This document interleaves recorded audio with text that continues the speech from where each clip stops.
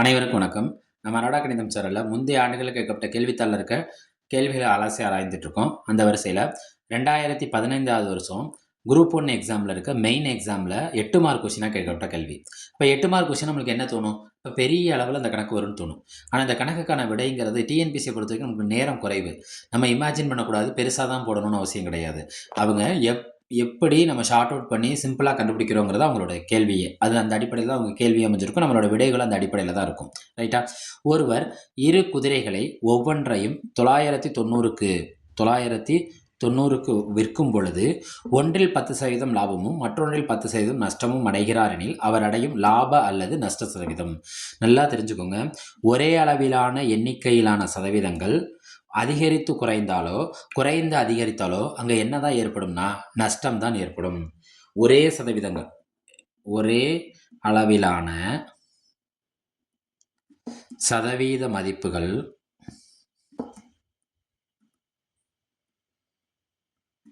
அதிகரித்து குறைந்தாலோ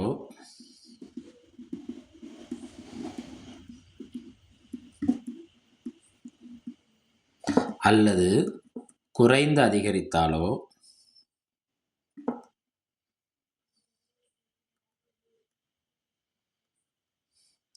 அங்கு என்னதான் ஏற்படும்?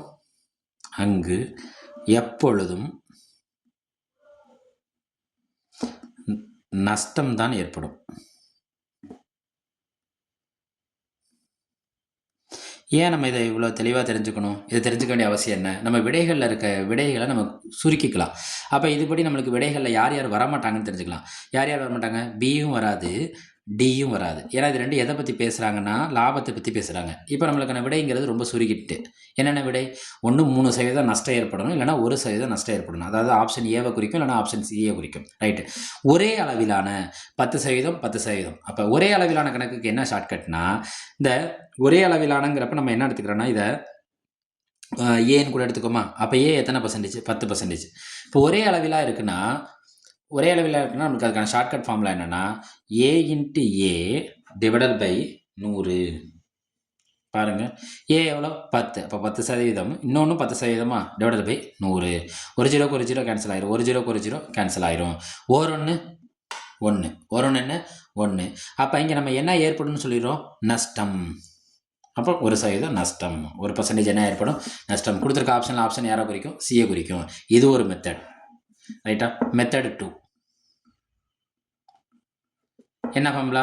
அதே இதை நான் என்ன செஞ்சுக்கிறேன்னா, இதை நான் ஏபின்னு ரெண்டாக எடுத்துக்கிறேன். ஏங்கிறது 10% லாபம், பிங்கிறது 10% நஷ்டம். அப்போ நான் எப்படி எடுத்துக்க முடியும்? அப்போ ஏ லாபமாக ப்ளஸ் வருமா? Plus A. நஷ்டம்னா என்ன வரும்? மைனஸ் வரும்.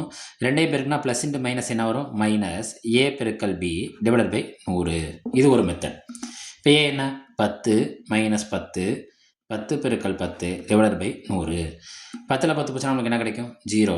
இந்த ஜீரோக்கு இந்த ஜீரோ கேன்சல் ஆயிரும், இந்த ஜீரோக்கு இந்த ஜீரோ கேன்சல் ஆயிரும். ஓரொன்று 1. இங்கே ஜீரோ இருந்தாலும் ஒன்று தான், இல்லாட்டின்னு ஒன்று தான். அப்போ என்ன ஒன்று ஏற்படும்? -1. இந்த ஆன்சரில் மைனஸ் வந்தாலே அதை எதை குறிக்கும்னா நஷ்டம்.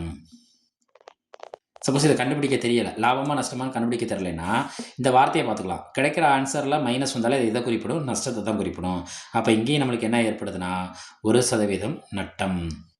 இது இன்னொரு மெத்தட். நம்ம அநாடா கணிதம் சேனலை லைக் பண்ணுங்கள், சப்போர்ட் பண்ணுங்கள், ஷேர் பண்ணுங்கள், சப்ஸ்கிரைப் பண்ணுங்கள். நன்றி.